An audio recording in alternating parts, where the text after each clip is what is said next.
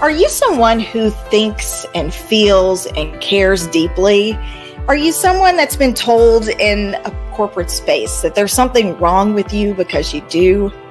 Have you found yourself twisted into a pretzel trying to fit, sacrificing your mental health every step of the way?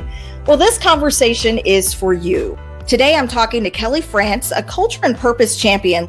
We're talking about decoupling identity and worth from a job.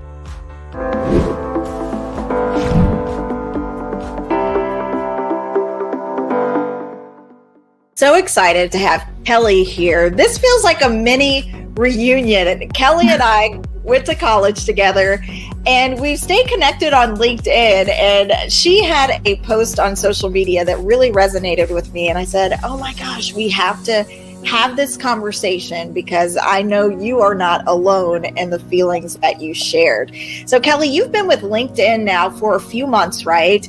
And tell me about your work first as a culture and purpose champion. Yeah, well, first of all, thank you so much, Shayla, for the opportunity to chat and connect. This is part of my value, just in having authentic connections. So I really appreciate it.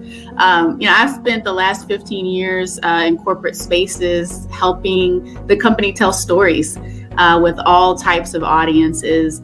And over the last 3 years or so, I've really honed in on more of the internal communication side. So anything to do with building the culture, helping to engage employees in the purpose, vision, mission, and then activating against that.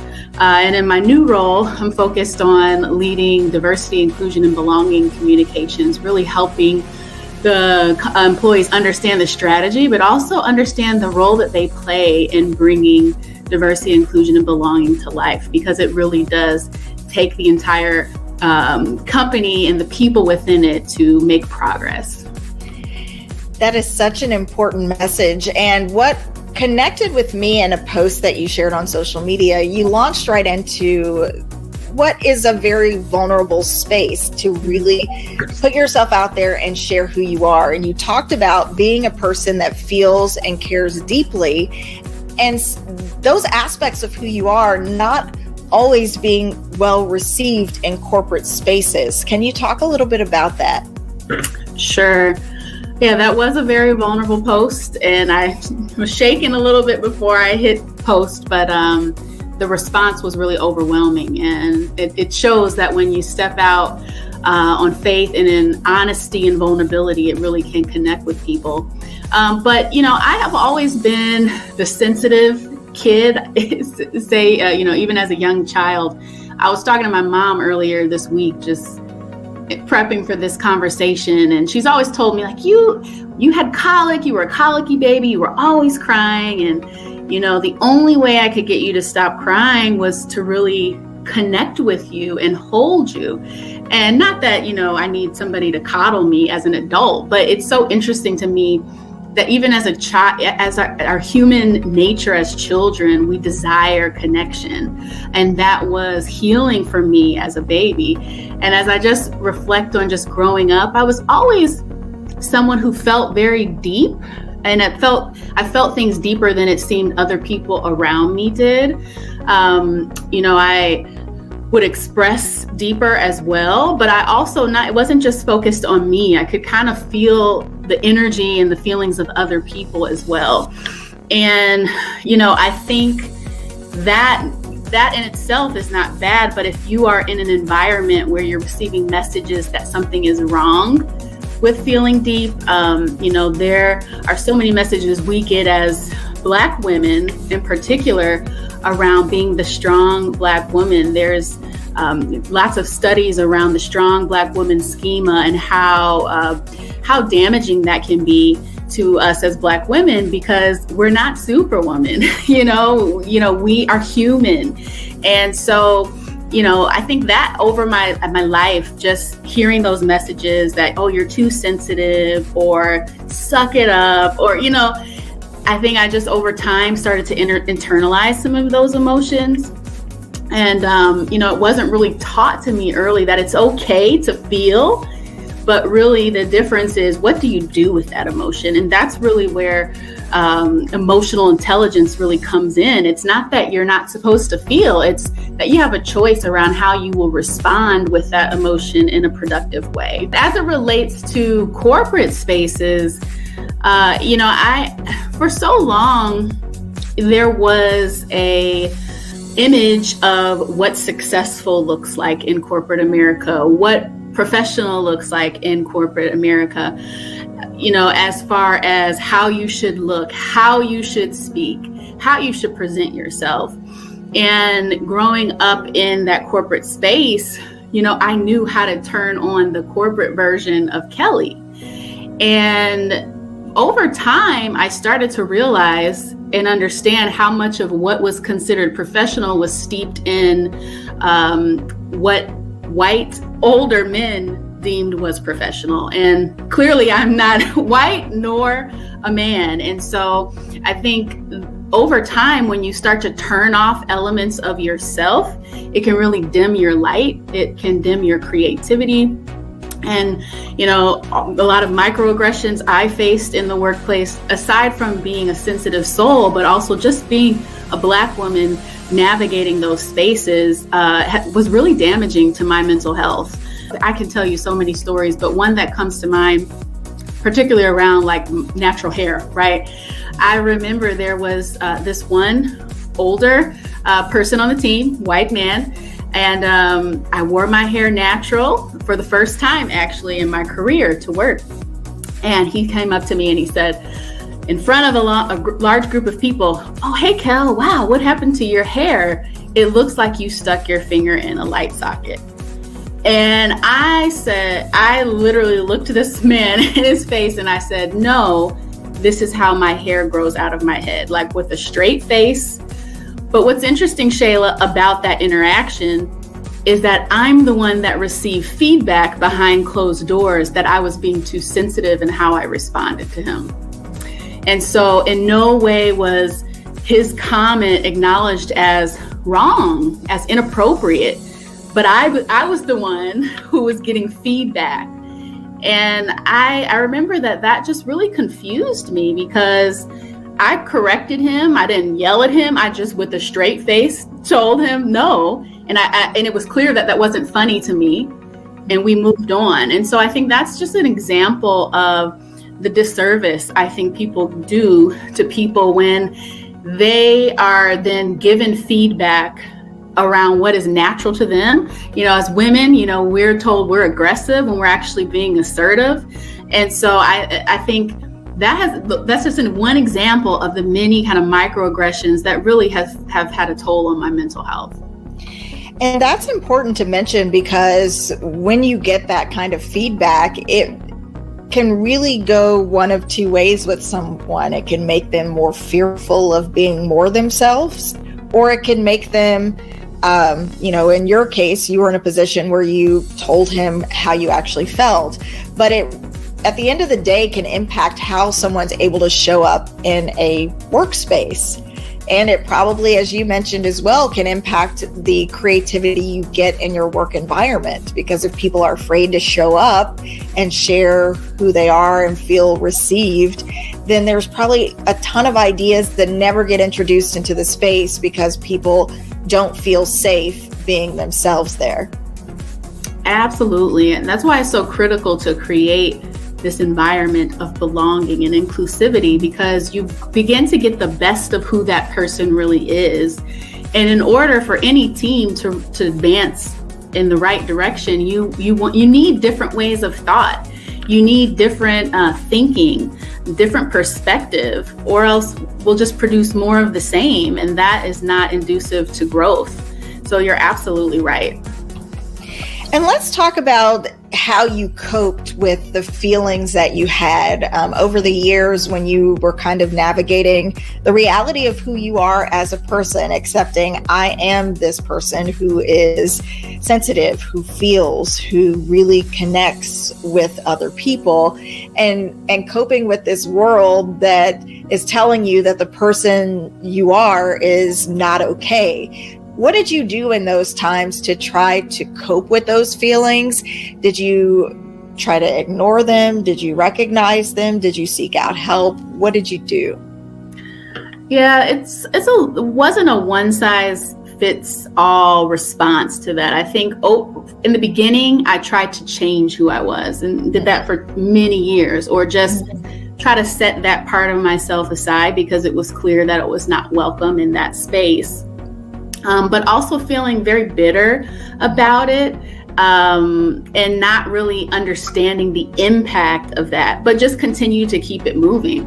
But if you think about repressing those type of feelings over years and years, that really adds up. And when I talk about, it having a toll on my mental health, there came a point in my life where, even though I had, had counseling on and off for just life in general, not just my experience in corporate America, but that played a big role in my desire and need to get help. And the first thing was I had a coach who actually helped me help give me language for how I was designed.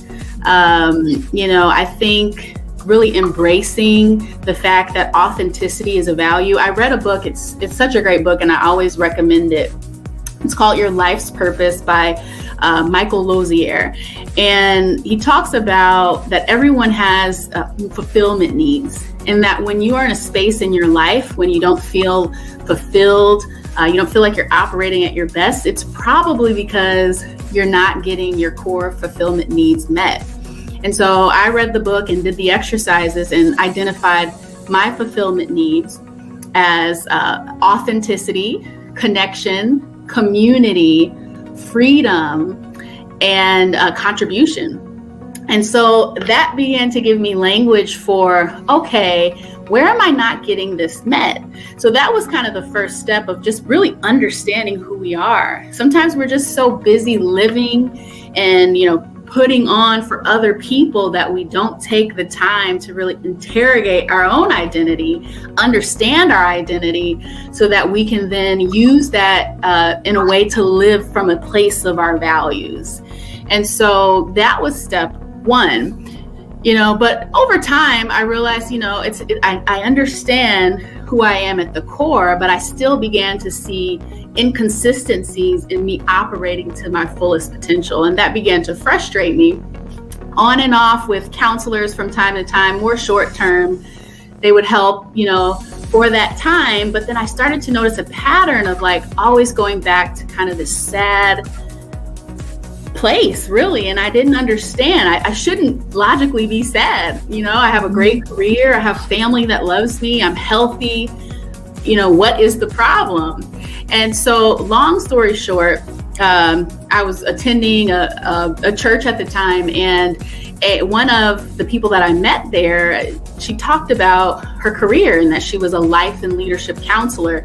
And I just thought that was so interesting, and she just intrigued me. So I reached out to her, asked if she would be willing to meet with me just to learn about her career and her career path. And she was willing. We met up. But little did I know that interaction would actually be really instrumental in my mental health and healing journey. Whereas I thought I was interviewing her as kind of like an informational interview, it actually turned into a counseling session across the table. What she didn't know is going into that conversation, I had actually put myself on a waiting list to be part of what they call IOP program, where you're getting help for your mental health challenges 5 days a week. You spend a couple hours there every day a week. And I was on the waiting list for that, and I didn't know it was going to work out, but I had received a call that a space opened up. And so I was, it's funny because at the time I was deep in a big project at work, and I was like, well, if I step away, then someone else will get to take this project through. And that came up in the conversation with her, and she said, Kelly, this is your life. Like, that is a job. If you don't work on yourself now, this will just continue to persist. So are you going to choose yourself, or are you going to choose your role and identity at this job? Paraphrasing, but that was the essence of what she said.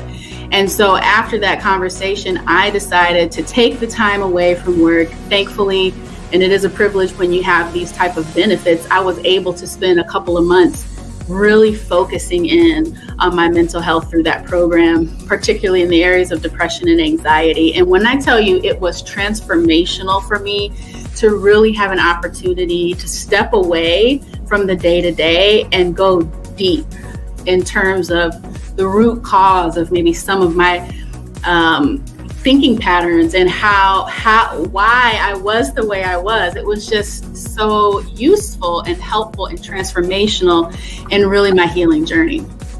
And for you, after taking that time and doing that work, how did it transform the way you showed up in your workspace? Yes, that's such a great question. And I really believe it's rooted in not being so concerned about the reaction and response of others. Because when you begin to do work on your identity, you realize you are who you are regardless of how others perceive you. And you begin to, at least I did, begin to get more of a confidence in who I was. And it changed the way that I showed up in spaces. And what's so interesting, Shayla, is I began to then attract people who wanted what I had in terms of, telling me, repeating back to me that these are the things I see in you. Little do they know that's what I am trying to begin to see in myself more consistently. And so, I think it was that mental shift around, no, this is who I am, and I'm going to lean into it. I'm going to try to lean into it more. I tried the approach of trying to shut this part of me down, and it hasn't worked out really well. This is how I would talk to myself. And so it's like, okay, well, let me try a different way. And so that experimentation really began to give me a lot more energy, a lot more confidence. And it showed in my productivity, it showed in the way that I showed up, and it showed in even my relationships, how I moved in the world, but how I interacted with others and empowering others, which is something that I feel very strongly about. When it comes to the word no, has your relationship with the word no changed? Oh, I love that question. Because when I hear the word no, I immediately think about the importance of boundary setting. Mm-hmm. And, we think about how our worlds have really turned upside down the last few years with the pandemic. It has become, in many cases, more difficult to say no. For me, I always say I'm a recovering people pleaser in the workplace. I was someone who was just always wanting to deliver for others, wanting to show up as a good team member, a good leader. And I still do care about that, but not at the expense of how I can maintain my sense of well-being. And so when I think about the word no, what I always say is that saying no to something actually opens the door to say yes to something else that could be more critical or more important to your overall well-being. And that it's nobody's role, it's nobody's responsibility except ours to set our own boundaries. And, setting boundaries is not going to resonate with everyone. My no might make someone else upset, right? Or they may not agree with that no. But guess what? That's not for them to worry about. It's not for me to worry about either, because it's my boundary. Does that make sense? It does. It's growth. Even if, you have to disappoint people with your growth, just understanding yourself, like you said, is just so much more rewarding at the end of the day.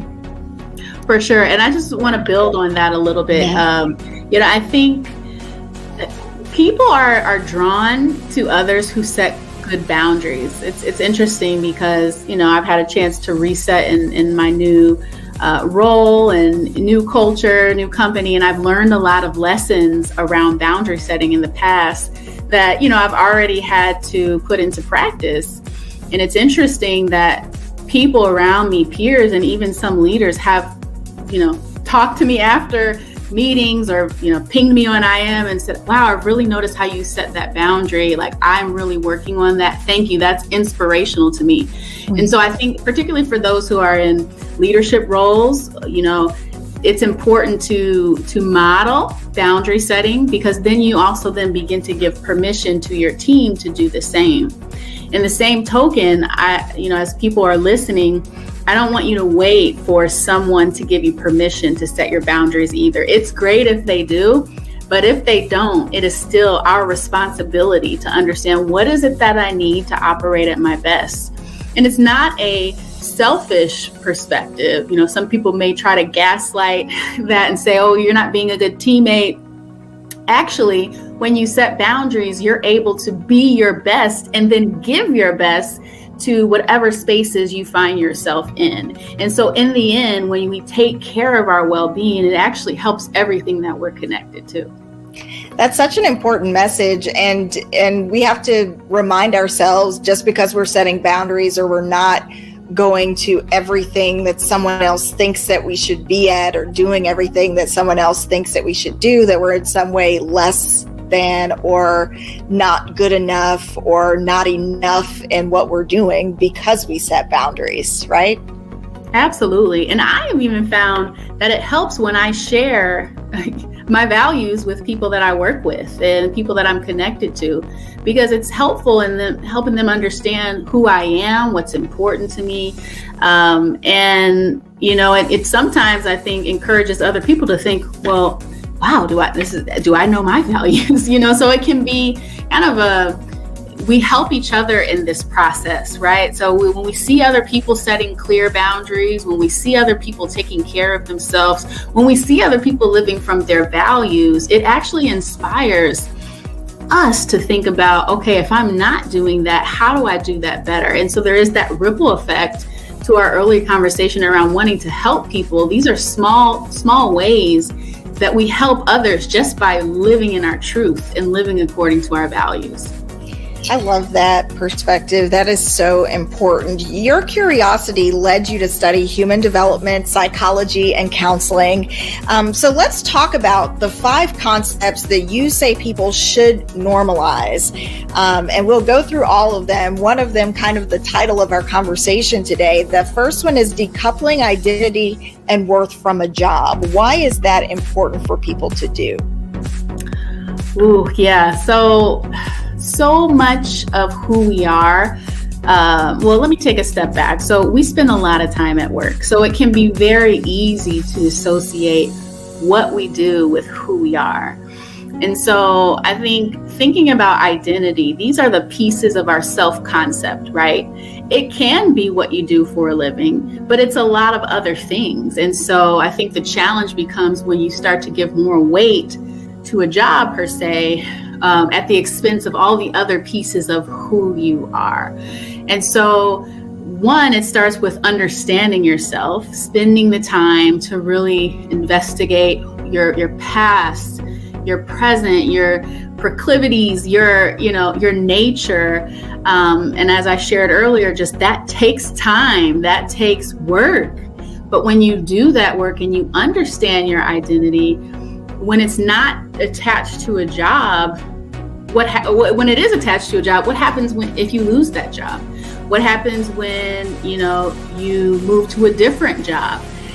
What it does is it destabilizes who you are. And so I think there's a difference between identity and purpose. Your purpose remains constant no matter what your role is, what your assignment is, right? And I believe that as we operate in the fullness, and what I love to think about is how we operate in integrity with who we are. When we do that, it actually fuels our purpose. And so there's in one season, you might have a purpose to be in a really tough situation where you need to learn a lesson that will help you for the next chapter. And so not taking that situation on as, oh, this is who I am, or this is because I've done something wrong that I've attracted this into my life. No, there's a lesson you might need to learn that will help you. And that's something that I've learned and began to appreciate, even the challenges, knowing that, that won't last forever. There is a turning point. and you get to that point and say, that's why I needed to go through that, because I now have new knowledge and new skills that helps me in this next challenge, because there will be a next challenge. That is such an important perspective. And of course, getting to a place where you're opening up and willing to ask those questions of yourself, embrace the reality. Sometimes we need help starting. And one of your points is smash the stigma of seeking professional help. I know in the Black community, it's hard for people to seek out help, or they're worried about stigma, or told just pray about it. Well, sometimes problems are bigger than prayer alone can help, and you actually need to talk to someone, and letting people know that that's okay. Yeah, this one is so key. And what you talk about prayer, growing up in the church, my father is a pastor. I was the last person who was supposed to struggle with depression and anxiety, because we'll just pray. God will help you through it. Yes, I believe God will help me through it. And there are people that are trained to help with this. So why does it have to be either or? And so, that's something, as I think about like breaking the stigma, absolutely in communities of color, particularly Black communities, of knowing that it's okay not to be strong all the time. We have to, I think, as a community, embrace our humanity. And when you think about it, there's so much intergenerational trauma that we have in our bloodline. And so that doesn't just go away. Like, that takes time to undo. And healing is a process. It is a process, and it requires us to fully engage that process. It doesn't happen by happenstance. It happens because we choose to say, you know what, I'm gonna jump in, and I'm gonna undo some of this stuff. I'm gonna unlearn some of these patterns. And it's sometimes in the therapy journey, from my experience, and as I talk to others, it gets worse before it gets better sometimes, because it's a hard process sometimes to really face some elements of your past, and really face some elements of who you are, or what has happened to you. But the beauty is, Shayla, we are not what has happened to us. We have the opportunity to rewrite our stories and to take our agency to be able to say, this may have happened, but I am going to choose to rewrite that narrative. And I love that perspective. I think sometimes people think if you're emotional or if you're expressive of how you feel, that that's a sign of weakness, but that really takes a lot of strength, and sort of redefining what strength is. Sure, you can be tough and powerful when you're needed, but it's also a sign of strength to be vulnerable, to be able to listen, to be able to express how you feel and let someone else express who they are, and be able to have that rapport where people trust you enough to be able to be the realest, truest version of who they are with you. That's strength too.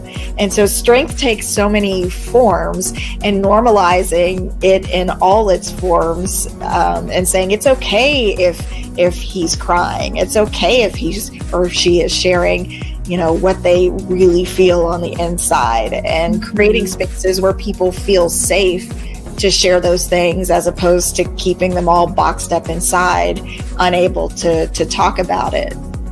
Totally agree. Particularly when you look at, not just the business world, but I think any team environment, you need to be able to build trust with people. And the fastest way to build trust, which is really about consistency over time, is to be your authentic self. And those who are wired in a more emotional way, more sensitive by nature, we have to be wise about, what we do with those emotions. So I'm not saying go and, apply those emotions in a way that disrupts an environment. That's not what I'm saying. But to be able to be honest and connect with people in a very genuine way, that helps build trust, because people can then see your humanity. When you think about leadership, one of the biggest pieces of effective leadership is the ability to be empathetic, to be able to operate with empathy and see things from others' perspectives, right? And that requires having a certain level of emotional sensitivity to be able to see what your team might need, even if they're not saying it, to be able to read a room. I think about, to your point around what some people see as a weakness as a strength. In my profession, I need to be able to be and to see and to know what the employee sentiment is so that we understand how we best communicate and connect with them. And that requires a ton of empathy.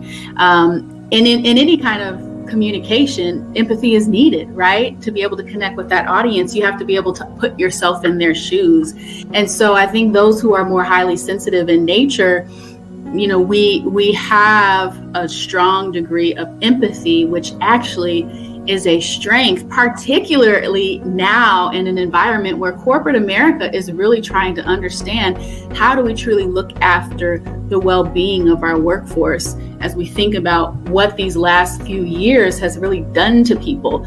Work is not the same anymore. People have questioned, they've questioned everything about what they used to do. I used to spend so much time commuting. I will never do that again now that I've experienced the beauty, and it is a privilege to be able to have a job where you can work from home.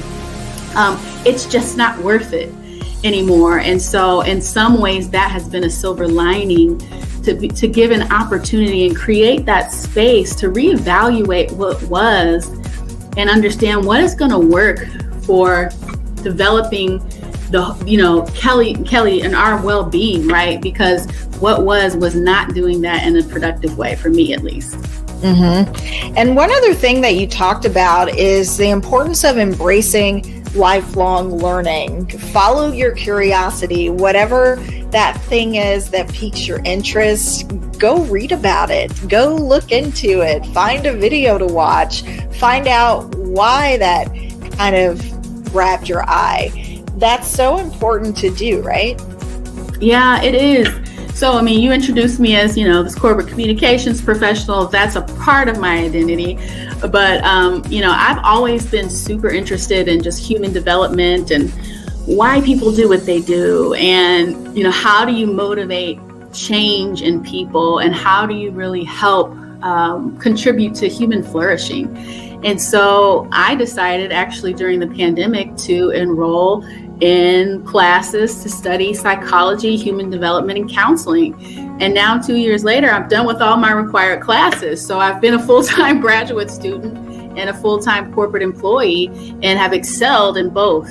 And I think that has been a journey of following my curiosity, even though for many, and sometimes myself, I don't understand exactly how it's going to be used. I think every step of the way, I'm starting to get a bit more clarity. And it's so interesting. I'm in the people business at the end of the day. And actually, if you're in business, guess what? You're in the people business as well, because businesses don't work without people. And so there's been a lot of application to my day-to-day, but also building this acumen around well-being and human flourishing and psychology that will, as we talk about, be useful in that future chapter. And so it's not been easy to continue to walk and follow that curiosity when the end result isn't clear, at least for me as somebody who's been more of a planner and like to be very intentional. But it has been an exercise of really walking in faith and following that curiosity and having provision at every step of the way. And so I'm no longer as concerned about the end result because I'm really trying to enjoy the journey. I love that. The next point that you talk about connected with me very deeply because I, as a person, always thought that I needed to fit into the news box. Mm-hmm. And it wasn't until I rejected the idea that all of me had to fit in that space that I really began to live. So your number 4 point is talking about rejecting boxes and the boxes that people try to put you in. Sometimes it makes them more comfortable to have you play small, because you playing small is operating from a place that they can understand, because it's more work to try to understand the person that actually is. And people suffer, I feel, at times when they aren't able to bring the vibrant wholeness of who they are into a space. Yeah, I mean, the box piece is something that I'm really passionate about, in terms of really beginning to lean into my multidimensionality. And it's not just me. I feel like we all are very multidimensional, but for a variety of reasons. You may have grown up and your parents said, oh, well, everyone is a doctor in our family, so you're going to study medicine, and you don't even like science, and you don't like the classes that you're in. But because of society's expectations, and then to a more granular point, like, a boss may want you to be a certain way because that's how they are, or that's their version of success. But you'll know very clearly if that doesn't resonate with you. And if that's the case, it's okay. Because what I really feel strongly, and I think the biggest lesson I've learned in my career, one, we all have opportunities to grow. So, they say feedback is a gift. You've probably heard that phrase before. I think it can be a gift if it's delivered in the right way, if it's delivered from a place of wanting the best out of the person, and if it's delivered in a culturally competent way. Oftentimes, feedback is not delivered in a culturally competent way, and it's not delivered in a way that's actually from a place of wanting to help, but from a place of wanting to project someone else's reality onto yours. And I do feel like, yes, we need feedback to grow. And we should begin to be the best version of ourselves. We're all works in progress, right? But if you are at a point where you feel like you are trying to change hearts and minds about who you are, and you feel misunderstood more often than not, and you've tried to display your character and people still are committed to misunderstanding you, please get out of that environment, because it's not doing you any justice, and it's not doing the environment any justice. And so, there are times and seasons where it may be hard and not perfect, and you're learning a lesson. But I think that sustained element of feeling misunderstood is actually a signal that that's not an environment that brings out the best in you. And so that is for anyone listening here who may find themselves in that situation. I would really encourage them to think about how you can find an environment that really brings out the best of who you are. So you really should listen if you have that little voice or something just doesn't feel quite right. Pay attention to it and really examine what that might be for you, why you feel that way. Where do you feel yourself shrinking, or where do you feel yourself most comfortable showing up more? And really analyzing what's happening at those times in those spaces to figure out, what do I need to change about the environment I'm in, or the people I'm around, to create something that's going to help me show up in a way that feels like the most authentic version of who I am. Absolutely. And, I want to acknowledge it may not always be a choice for all to make a drastic change in environment for a variety of reasons. But we always do have a choice around how we will respond to that environment. And I really want us all to remember the agency that we always have of choice. And I think the work that I talked about around understanding your identity, who you are, decoupling that identity from your job, the more you work on that piece, the easier it is actually to deal with some challenging situations that might be in your work environment. And the last one, last but not least, nurture the whole self. Sometimes it's like, are you drinking enough water? Are you getting enough sleep? Are you isolating, or are you really pushing to be in authentic community? You talked about your introverted nature. I'm actually very much so an introvert as well, and where I need to recharge alone. So isolation in itself for pockets of time to recharge is actually very healthy, especially for introverts. But if you are continually isolating yourself, and you begin to disconnect from things that used to bring you energy and joy, that's where, there might be some mental health challenges that you might want to address in terms of what is causing you to isolate. I believe very strongly that as humans, we're designed to be in community with one another, an authentic community. So those are just some real basic, are we eating healthy? Are you, eating fruits and vegetables? Are you moving? It doesn't have to always be vigorous exercise, but even just getting outside in nature and walking and just appreciating that you have the ability to move. These are things that very basic things, but if they are not done consistently, they begin to take a toll. So, if you're struggling at work or you're struggling in any situation, sometimes it's a matter of just checking in with the basics, right? And nurturing that whole self.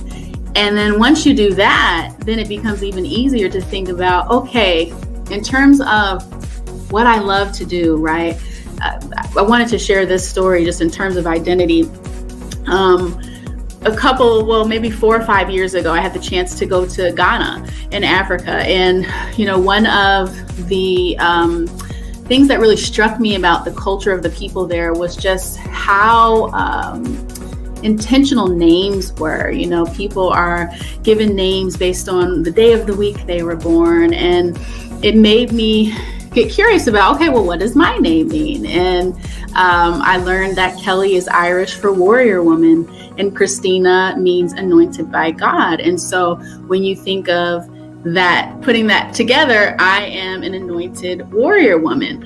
And so that gave me language for a piece of my identity. And it's been like a something that I lean back on of being a warrior woman. Well, to be a warrior woman, you have to take care of yourself. There's a lot of strength in that.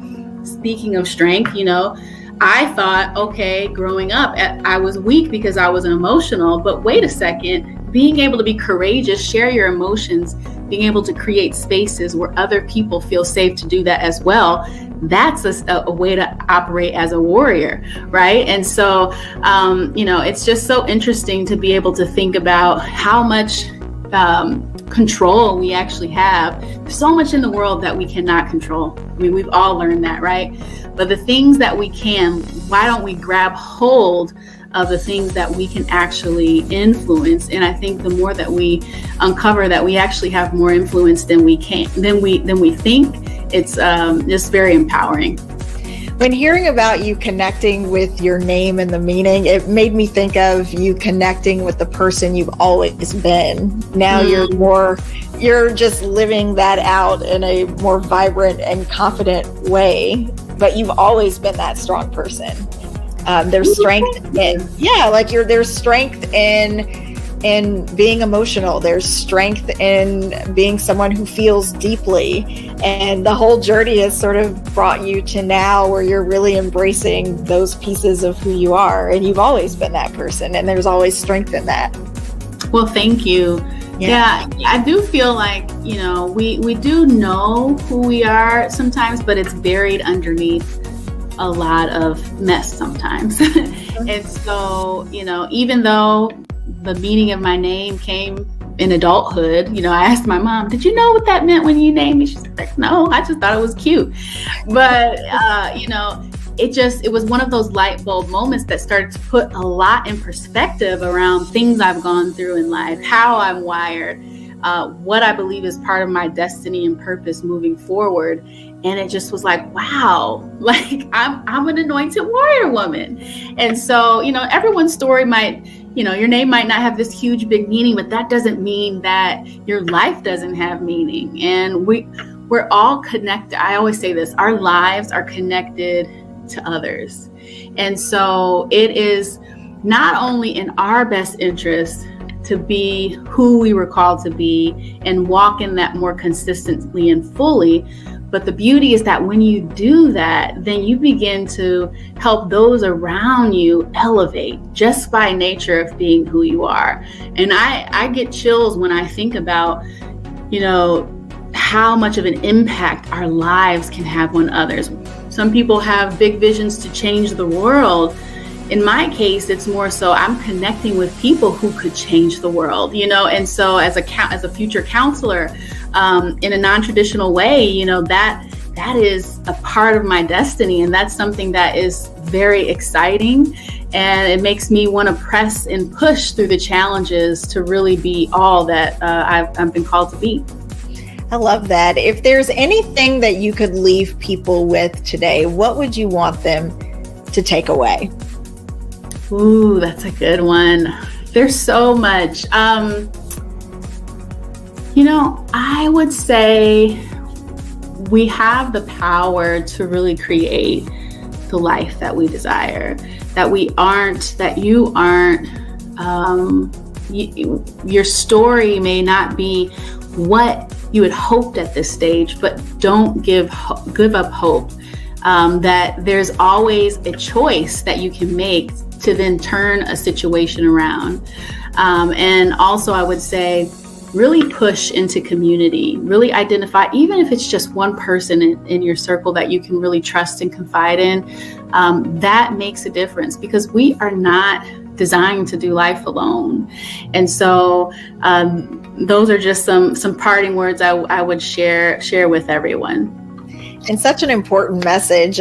Thank you so much for your time today. I'm so appreciative, and I'm hoping that each one of you watching, you take a little something away that pushes you forward wherever you are in your personal journey. Thank you so much for watching today, this episode of Let's Chat. If this connected with you, certainly leave a comment below or click like or share if you feel that something resonated and would benefit someone else to see this conversation too. And of course, I will see you next time. Take care, everyone.